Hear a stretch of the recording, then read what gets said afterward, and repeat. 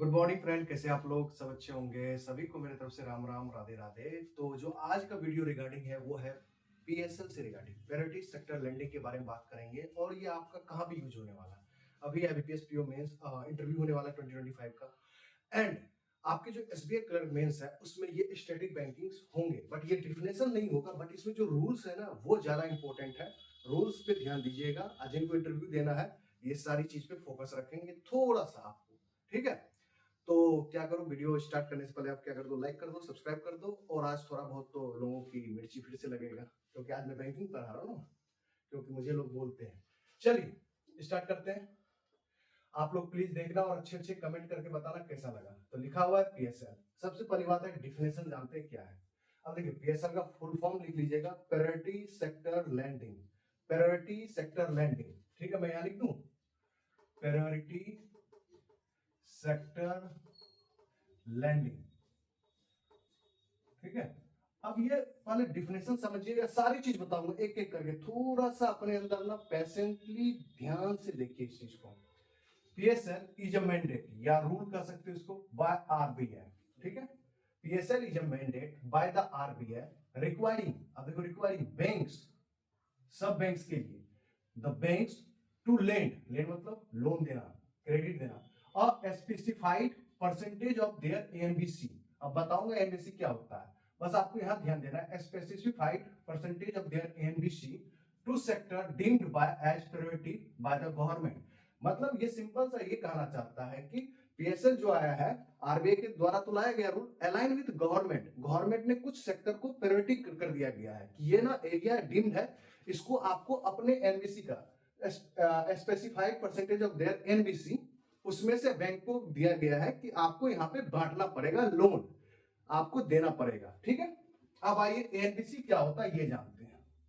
ठीक है, क्योंकि आगे यूज होने वाला है, इसको ध्यान रखिएगा। व्हाट इज एनबीसी, इसका फुल फॉर्म याद रखिएगा, एग्जाम में पूछ लेता है, एडजस्टेड नेट बैंक क्रेडिट। अब ये क्या होता है, इसका डिफिनेशन सुनिएगा। एक फाइनेंशियल ईयर में कोई एक बैंक जितना लोन बांटेगा, मतलब डिसाइड किया होगा कि मुझे एक साल में इतना लोन बांटना है, उस बैंक का वो एनबीसी होगा। मान लीजिए SBI state bank of India decide करता है कि मैं एक फाइनेंशियल ईयर में 100 करोड़ रुपए लोन बांटूंगा, तो ये उस बैंक का एनबीसी हो गया। सिंपल समझ गए। एनबीसी क्या होता है, एडजस्टेड नेट बैंक क्रेडिट। एक फाइनेंशियल ईयर में कोई एक बैंक जितना लोन बांटने का डिसाइड किया है वही होता है उस बैंक का एनबीसी। अब आइए, किस सेक्टर को प्रायोरिटी किया गया है, ध्यान सुनिए। किस सेक्टर को प्रायोरिटी किया गया है? 8 सेक्टर को इसमें प्रायोरिटी दिया गया।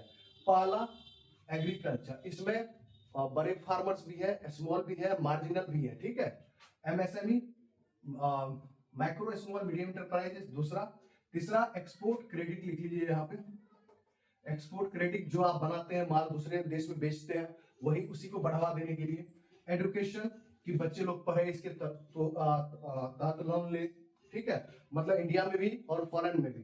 ठीक है, एडुकेशन हो गया। पांचवा हाउसिंग, हाउसिंग के लिए। सोशल इंफ्रास्ट्रक्चर, यहाँ पे चेंजेस हुआ है, ध्यान रखना जब यही चीज बताऊंगा कि पीएसएल के तहत सोशल इंफ्रास्ट्रक्चर में कितना लोन ले सकता है। उसके बाद रेन्यूएबल एनर्जी में भी चेंजेस देखने को मिला है। और एक पार्ट है अदर्स। अदर्स में क्या हुआ कि यहाँ पे वीकर सेक्शन, जो इकोनॉमिकली वीकर सेक्शन है, उसको फोकस किया जाएगा। एससी एसटी को फोकस किया जाएगा। स्टार्टअप्स को लाया गया है, लोकल आर्टिजन्स है अदर्स में। तो ये सारी चीजें हैं। Okay, got it. तो 8 सेक्टर को प्रायोरिटी दिया गया है बाय गवर्नमेंट ऑफ इंडिया और आरबीआई के द्वारा रूल लाया गया। आप एक तरह से कह सकते हो कि it is a part of financial inclusion, क्योंकि ये रूल है, मैंडेट है, तो मानना तो पड़ेगा बैंक का। क्योंकि नेशनलाइजेशन करने के बाद ना, इसीलिए तो गांव में कहा जाएगा, रूरल एरिया में फोकस तो करेगा कि आपको इतना पैसा देना पड़ेगा। जो गांव के लोगों हैं, ये सब तो गांव में ही होंगे ना। हम मानते हैं एमएसएमई वगैरह गांव में उतना नहीं है, बट वहां के लोकल लोग तो करते हैं भाई MSME, micro small medium enterprise, जैसे मछली पालन करना, ये सब बहुत सारा चीज होता है यार। जैसे कि कोई उद्योग लगा दिया, छोटा बहुत स्टार्टअप्स खोल लिया, तो उसको कैसे प्रमोट करोगे, तो ये फिक्स किया गया है। ठीक है, तो ये चीज हो गया। अब आइए हम धीरे धीरे ना रूल्स पढ़ते हैं। पहले तो एक काम करते हैं, इसको वाइप आउट करता हूं, एक बार देख लो definition. PSL is mandate by the RBI requiring banks, RBI कहता है कि बैंक्स को रिक्वायर्ड है टू लेंड, बांटना है, a specified percentage of their NBC to sector deemed by as priority by the government, मतलब गवर्नमेंट के द्वारा जो जिस प्रायोरिटी को डीम्ड रखा गया है, मतलब धुंधलापन रखा गया कि ये डेवलप नहीं कर रहा है, आपको अपने एनबीसी का परसेंटेज कुछ बांटना है, बैंक्स को ये ऑर्डर दिया गया है, बट आरबीआई के द्वारा ये रूल लाया गया है। ठीक है, तो मैंने आगे से भी आपको पढ़ा दिया, पीछे से भी पढ़ा दिया। 8 सेक्टर्स हैं, देख लीजिए। और एनबीसी क्या होता है एक बार और बता देता हूं। एडजस्टेड नेट बैंक क्रेडिट होता है, वन फाइनेंशियल ईयर में एक बैंक जितना लोन बांटेगा, जो डिसाइड किया है कि मैं इतना लोन बांटूंगा, उस बैंक का वो एनबीसी होता है। ठीक है, गॉट इट। चलिए स्क्रीनशॉट ले लीजिए।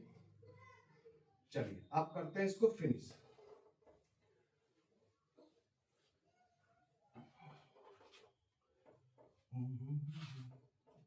मजा आया तो बताना दोस्तों, अगर ऐसे ही मजा आया तो तब फिर हम ऐसे ही बोर्ड्स पे लिख लिख के बताएंगे। आप लोग बोल रहे थे ना कि बोर्ड्स पे बताओ, लो बोर्ड्स पे बता दिया। आपको क्या लगता था? बहुत लोग बोल रहा था कि देख के बताते हो, देख के बताओ या याद करके बताओ। एट द एंड आपको हेल्प होना चाहिए, मुझे लगता है। नाम रखने से वॉरियर नहीं ना होता है, बात तो सही बोला। नाम रखने से कोई चौधरी भी नहीं हो जाता है, और ना कोई पजल्स हो जाता है। बात तो सही है। नाम में क्या रखा है, इसीलिए तो हीरो लोग नाम चेंज करके हीरो बन रहे हैं। तो भाई नाम में तो है ना कुछ बात। हाँ, वैसे भी हम रॉयल्टी हैं भाई, अब इतना डरते नहीं है, और जाट है भाई। ठीक है, लोग का बकवास करने का आदत है, करने दीजिए। ओके, तो ये मैं क्यों नहीं वाइप आउट, क्यों मैं बताता हूँ। पहले तो सबसे पहली बात है कि हम इसका डिफिनेशन जानेंगे। एमएसएमई का भी डिफिनेशन है, क्योंकि मेंस में आज बता रहा हूँ तो सारा चीज करके जाऊंगा क्लियर। तो इसको लिख लेते हैं, माइक्रो, स्मॉल, मीडियम। इसको 3 कैटेगरी में बांट देते हैं। इसमें नया डिफिनेशन क्या है वो बताने की कोशिश कर रहा हूं। ओके, समझिएगा।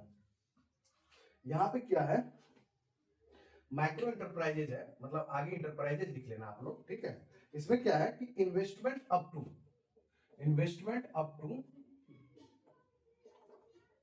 1 करोड़ रुपए।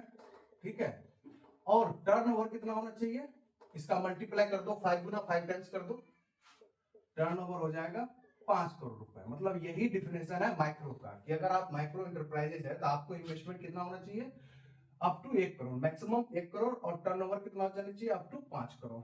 ठीक है, अब आइए इसी पे बात करते हैं स्मॉल पे। तो स्मॉल में क्या है कि इन्वेस्टमेंट अप टू कितना होना चाहिए, 10 करोड़। ठीक है, एंड टर्नओवर कितना होना चाहिए, इसका फिर मल्टीप्लाई 5 से कर दो, तो ये हो जाएगा 50 करोड़। ओके, समझ रहे हो ना, समझ रहे हो कि नहीं? अब आइए मीडियम क्या है, यहां पे इन्वेस्टमेंट कितना होना चाहिए, 50 करोड़ अप टू, और टर्नओवर, आपका टर्नओवर 250 होना चाहिए, 250 करोड़ रुपए। तो ये नया डिफिनेशन है मेरे यार, ये याद रखना आप लोग बच्चों। ठीक है दोस्तों, तो माइक्रो, स्मॉल, मीडियम इंटरप्राइजेज ये होते हैं। समझ गए, समझे कि नहीं? अब आइए हम चलते हैं रूल्स पे, रूल्स पे चलते हैं। ये आइए, अब जो पहला रूल्स करा कि हम इसको नहीं वाइप आउट कर रहे हैं क्योंकि इसका रूल्स है, इसीलिए रूल है, रूल्स नहीं। ठीक है, अब आइए पहला रूल जानते हैं, जो आपके मेंस के लिए भी इंपॉर्टेंट है, और जो आपको कितना स्पेसिफाइड परसेंटेज ऑफ एनबीसी बांटना है। तो रूल तो होगा ना। पहला रूल लिखिएगा, समझिएगा। कमर्शियल बैंक के लिए, commercial bank means public sector bank और प्राइवेट बैंक। कमर्शियल बैंक में ये आ गया, और फॉरेन बैंक, फॉरेन बैंक में कितना मैं बता रहा हूं। ये दोनों रूल, ये दोनों बैंक के लिए ये रूल है। फॉरेन बैंक जिसके ब्रांच 20 या मोर देन 20 ब्रांच हो इंडिया में, मोर देन 20 ब्रांचेज हो इन इंडिया में। ठीक है, ये। और ये कमर्शियल बैंक में कौन, टोटल 12 पब्लिक सेक्टर बैंक पीएफसीबी, और प्राइवेट बैंक जो भी प्राइवेट बैंक है उसके लिए रूल है। पब्लिक 12 पब्लिक सेक्टर में से 11 नेशनलाइजेशन है, मैं वो भी आगे बता देता हूं, आगे आपको दिक्कत नहीं होना चाहिए। एक सिंगल एसबीआई है अपना अकेला। Okay, okay, got it. अब देखो इसके लिए रूल्स क्या लाया गया कि बोला जा रहा है कि इन बैंकों को देना पड़ेगा अपने एनबीसी का 40%, दोनों के लिए, इन दोनों को देना पड़ेगा 40%। ठीक है मेरे दोस्त, इनके लिए रूल है। मतलब कमर्शियल बैंक जो 12 पब्लिक सेक्टर बैंक है प्लस प्राइवेट बैंक है, और फॉरेन बैंक जो इंडिया में 20 या मोर देन 20 ब्रांचेज है, उसको अपने एनबीसी का 40% लोन बांटना पड़ेगा पीएसएल के तहत। ठीक है, इस सेक्टर में। ओके, समझ गए कि नहीं? समझ गए होंगे। अब ये बटेगा कैसे कैसे, थोड़ा समझ लीजिए। इसमें से जो है ना, ये 18%, आप यहां जाओ, इसका ये 18% जाएगा एग्रीकल्चर में। अब इसमें से भी देखो दो पार्ट है, 10% जाएगा बड़े फार्मर्स के लिए, बड़े फार्मर्स के लिए लिख देता हूं, बड़े फार्मर्स के लिए। और यहाँ पे जो 8% है ये स्मॉल एंड मार्जिनल फार्मर्स को जाएगा। ठीक है, तो इतना डीप में नहीं जाएगा, आपको बस 40% याद रखना है। ये सब चीज तो बात पे स्टोरी वाइज है, उसको समझने की जरूरत नहीं है। और 7.5 पॉइंट जाएगा एमएसएमई में, इसका 7.5 जाएगा एमएसएमई में। बस मैं बता रहा हूं, बट मुझे बताने की जरूरत नहीं थी, क्योंकि ये एग्जाम में भी, ये पार्ट एग्जाम में भी नहीं आएगा, ना इंटरव्यू में पूछेगा। बट आपको 40% याद रखना है, बस याद रखना। ठीक है, 10% वीकर सेक्शन को दिया गया है। ठीक है, बट आगे देखिएगा इसमें चेंजेस है मेरे दोस्त, इस वीकर सेक्शन में रूल चेंज हुआ है। ठीक है, इसलिए मैं इस बोल रहा था कि ये इंपॉर्टेंट नहीं है। ठीक है, अब आइए, अब एक चीज और, अब यहाँ पे कंडीशन होगा कि मान लो कि ये बैंक पूरा नहीं कर पाता, ये 40% मान लो कि दे नहीं पाता, मान के चलो कि इसने 32% ही लोन बांट पाया, 32% ही पीएसएल में पैसा दे पाया, इसने पीएसएल के तहत लोन बांट पाया। ठीक है, अगर 8% ये बच जाता है तो क्या होगा, ये इसको बोलते हैं, ये 8% जो बच गया नहीं दे पाया, इसको बोलते हैं शॉर्टफॉल अमाउंट। इसी पे क्वेश्चन बनता है मेरे भाई, शॉर्टफॉल अमाउंट बोलते हैं। ठीक है, तो ये शॉर्टफॉल अमाउंट कहां जाता है, समझ रहे हो? तो आरबीआई बोलता है कि जो आपने ये शॉर्टफॉल अमाउंट किए हो ना, ये वाला ये अमाउंट, ये क्या करो आप आरआईडीएफ में जमा कर दो। इसका भी फुल फॉर्म पूछता है। ठीक है, इसमें जमा कर दो। तो ये क्या होता है, रूरल इंफ्रास्ट्रक्चर डेवलपमेंट फंड होता है। ये कौन यूज करता है, ये भी क्वेश्चन बन सकता है। आरआईडीएफ को मतलब आप कह सकते हो कि इसका कर्ता धर्ता जो आरआईडीएफ का होता है वो होता है भाई नबार्ड, नबार्ड। ठीक है मेरे दोस्त, ये इसके कर्ता धर्ता है नबार्ड। मतलब आरबीआई बोलता है कि आपने शॉर्टफॉल अमाउंट कर दिया है, तो इसको जमा कर दो आरआईडीएफ में, रूरल इंफ्रास्ट्रक्चर डेवलपमेंट फंड में। और इसको कौन यूज करेगा, नबार्ड, क्योंकि नबार्ड क्या करेगा, इससे क्या करेगा, डेवलप कर देगा, यूज कर लेता है, नबार्ड यूज कर लेता है रूरल एरियाज को डेवलपमेंट करेंगे, मतलब वो पैसा इन्वेस्टमेंट कर देगा, सिंपल सा आपको। तो आपको मैंने पहला रूल बहुत अच्छे ढंग से बता दिया, जिसमें मैंने बताया कि क्या टारगेट है, 40% है, अगर शॉर्टफॉल अमाउंट हो जाए तो वो कहां जाएगा, फिर इसमें नबार्ड का क्या रोल है वो भी मैंने बता दिया। तो रूल 1 इज फिनिश्ड। एक बार मैं देख लेता हूं वीडियो सही चल रहा है। ओके गॉट इट, चल रहा है सही। और भाई सच बताऊं, वीडियो देखना मेरे दोस्त, और जो बोलते हैं ना बड़े बड़े यूट्यूबर्स हमारे तरह जो है, उसको भेज देना ये वीडियो, बोला कि देख लो भाई, आपकी भी हेल्प हो जाएगी। ठीक है, अगर बता दे कोई ऐसा, मेरे जैसे यूट्यूबर टीचर्स की मैंने बात नहीं कर रहा हूं, और मैं कहां से ये सब सीखता हूं, पढ़ता हूं, अगर मैं इतना नॉलेज है तो मैं एक ही टीचर है, अभिजीत मिश्रा सर जी के पास पढ़िए। आप लोग को मौका मिले तो कभी मौका दीजिए, सर के पास जाइए, पढ़िए, बहुत अच्छे टीचर है, बहुत बढ़िया है भाई। उसके जैसा टीचर नहीं, गुस्सा करते, इतना प्यारा टीचर है ना भाई, क्या बताऊं। अब आइए दूसरा रूल पढ़ते हैं।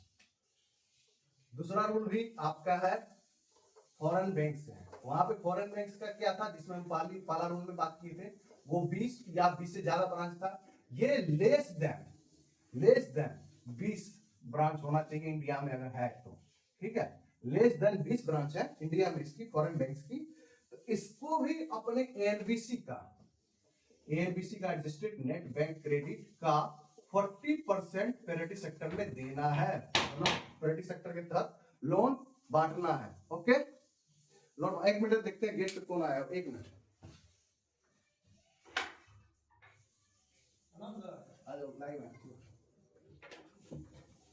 हाँ, तो ये फॉरेन बैंक जो है लेस देन 20 ब्रांच है, तो ये इसका एनबीसी का 40% करना है। बट यहाँ पे आरबीआई क्या कर रहा है, आपको जैसे मन तैसे बांट दो, जो सेक्शन में जो आपको लगता है, जिस सेक्शन में जितना पैसा देना है दे दो। आपको एग्रीकल्चर में सारा पैसा देना है दे दो, एमएसएमई में सारा पैसा देना है 40% दे दो, आपको एक्सपोर्ट क्रेडिट में देना है दे दो, कोई फर्क नहीं, हमें कोई मतलब उससे मतलब नहीं है। ठीक है, तो मतलब यहाँ पे कोई रूल ऐसा नहीं है। अब यहाँ पे भी रूल तो है कि शॉर्टफॉल अमाउंट होगा तो कहाँ जाएगा, अगर ये शॉर्टफॉल हो जाता है, शॉर्टफॉल हो जाता, मान लीजिए ये भी 30% ही कर पाया या 20% ही कर पाया, तो वो 20% रिमेनिंग जो बच रहा है तो वो क्या कर, शॉर्टफॉल अमाउंट ये जाएगा SIDF में। याद रखिएगा मेरे दोस्त, वहां पे RIDF था, यहाँ पे SIDF था। मैं आपको बहुत थोड़ा सा डीप में लेके जा रहा हूं। आप जो सोचते हो ना 6-6 मिनट का इंटरव्यू की हो जाता है, कर लेते हो चले आते हो, क्वेश्चंस भाई डीप में जाएगा तो आप रो दोगे। ठीक है, आप हल्के में तो ले, कोई दिक्कत नहीं हमें। स्मॉल इंडस्ट्रीज डेवलपमेंट फंड, इसका भी फुल फॉर्म आप याद रखिएगा। Okay, small industries development fund. इस अमाउंट को कौन यूज करता है, इसको करता है मेरे भाई सिडबी। और वो वाला फर्स्ट वाले रूल में किसको यूज कर रहा था, नाबार्ड। इस अमाउंट को सिडबी यूज कर लेता है फॉर द डेवलपमेंट। ठीक है, चलो दूसरा रूल भी समझ में आ गया आपको। अब आइए तीसरा रूल, वेरी वेरी इंपॉर्टेंट। आप बहुत देर से वेट कर रहे होंगे, मुझे पता है आरआरबी के लिए कि आरआरबी आपको बस वही आता है 70-75%, बट भाई ये जो शॉर्टफॉल अमाउंट होता है इसके बारे में कोई नहीं जानता है, मुझे पता है ना। मैं देखता हूँ भाई यूट्यूब पे भाई सब मजे लेने आते हैं, सब कटअप वाली वीडियो पे व्यूज देख लेते हैं, वो सब चीज करने में लगे हैं। आएगा आएगा, आपको पता चलेगा दर्द क्या होता है, पता चलेगा। रूल 3 किसके लिए है, ये है आरआरबी और प्लस स्मॉल फाइनेंस बैंक के लिए। समझे मेरे दोस्त, regional rural bank small finance bank के लिए है। इसको एनबीसी का कितना करना है, इसी का 75% देना है। तो देखो फाइनेंशियल इंक्लूजन तो हो ही रहा ना कि लोन बांटना है। इसको दिया गया है कि आरआरबी को और स्मॉल फाइनेंस बैंक को अपने एनबीसी का 75% लोन बांटना है दोस्त। अब यहाँ पे भी शॉर्टफॉल अमाउंट का सीन आएगा, और यहाँ पे तो होबे करेगा शॉर्टफॉल अमाउंट, क्योंकि आरआरबी को आपको पता है कि उतना पैसा नहीं मिल पाता तो कहां से बांटेगा। तो अगर ये शॉर्टफॉल कर पाता है, नहीं दे पाता है, तो ये इसका टारगेट पूरा नहीं हुआ, तो ये कौन कौन कर सकता है। अब मैं बताता हूं इसमें ट्विस्ट क्या है। इसमें 3 चीजें हैं, 3 जगह। या तो पहले लिख देता हूं शॉर्टफॉल अमाउंट, ये आरबीआई डिसाइड कर, एनएचबी नेशनल हाउसिंग बैंक, ठीक है, एक्जिम बैंक अभी रिसेंटली आपको पता है, उसके बाद ईसीजीसी अभी इसका इंटरव्यू होने वाला है। ये 3 बैंक ऐसे लिख दो या ऐसे कर दो। ये आरबीआई कहता है कि ये तीनों बैंक में से कोई एक आपको शॉर्टफॉल अमाउंट में जमा कर देना है, तब आरबीआई वो बताएगा, तो आपको घबराने की जरूरत नहीं है।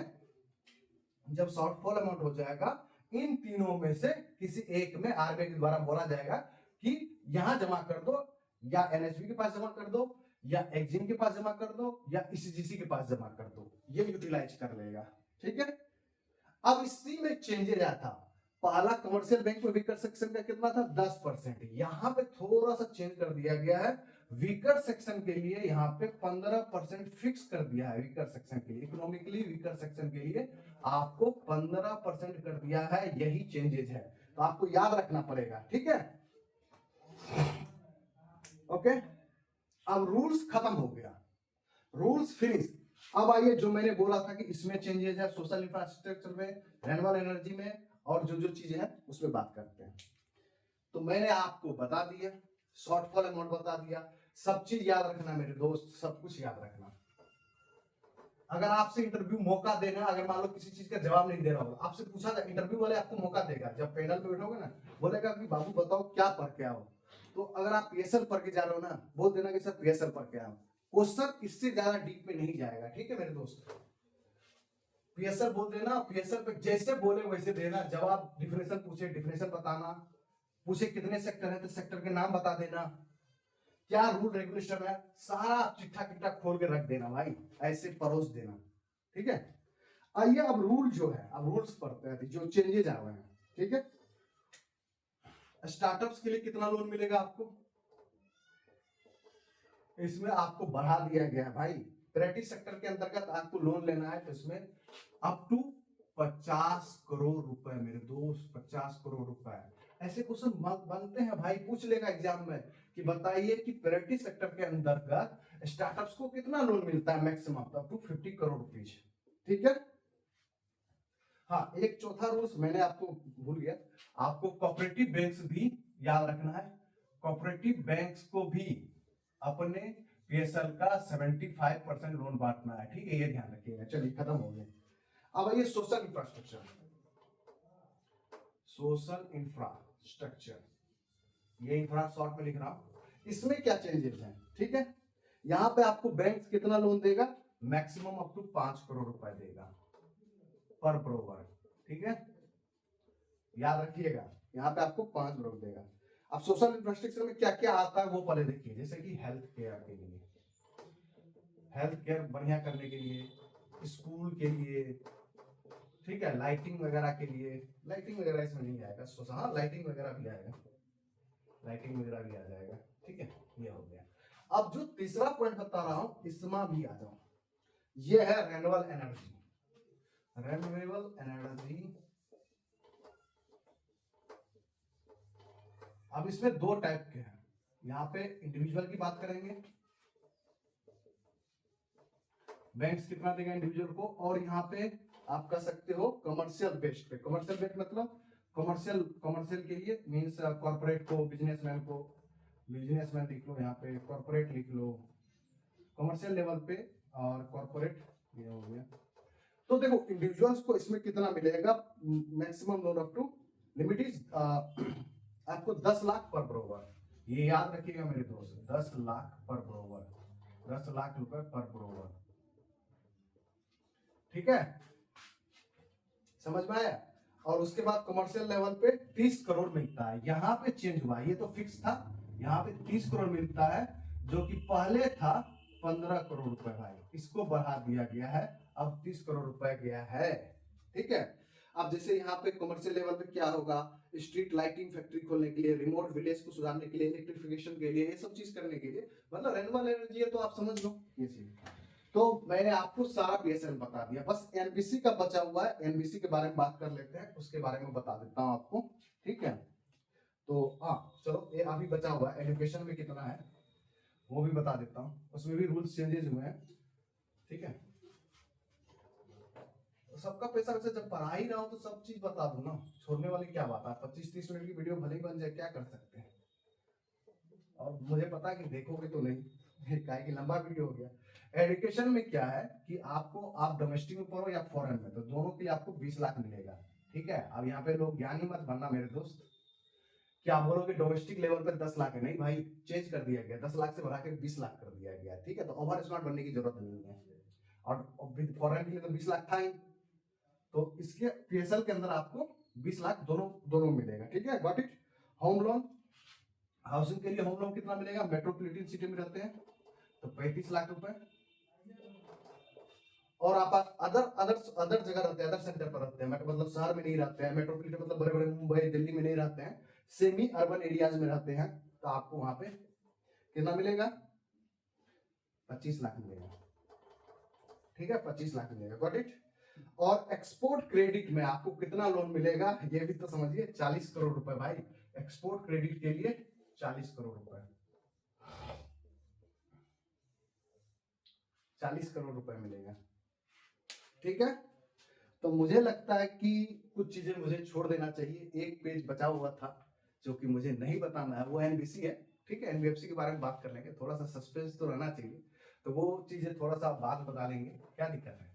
ऐसा नहीं कि नहीं बताने के लिए, लंबा वीडियो हो गया, बट जो चीज पीएसएल में था वो मैंने आपको बता दिया। बस पीएसएल सर्टिफिकेट बच गया, प्राइवेट सेक्टर लेंडिंग सर्टिफिकेट बच गया, एनबीसी पे कितना कितना लोन मिलता है वो बच गया। ठीक है, तो वो चीज इंपॉर्टेंट उतना नहीं है, बट ठीक है, मैंने आपको इतना सारी चीज बता दिया, क्योंकि बता के रखूंगा तब तो आगे किसी वीडियो में बताना पड़े तो तब ना आप देखोगे। मतलब ये क्लाइमेक्स बचा के छोड़ दे, मतलब क्लाइमेक्स के बाद ना दूसरा पार्ट के लिए भी छोड़ना चाहिए। तो बताना कैसा लगा आप लोगों को। Thank you very much. देख लो, आप लोग पे मर्जी है कि देखना है कि नहीं वीडियो, और शेयर कर देना भाई, शेयर करोगे ना, करना मेरे भाई। और टेलीग्राम पे आ जाना, अगर करंट अफेयर वगैरह पेड वगैरह चाहिए तो ये सब चीज़ ले लेना मेरे दोस्त। Thank you very much, good luck.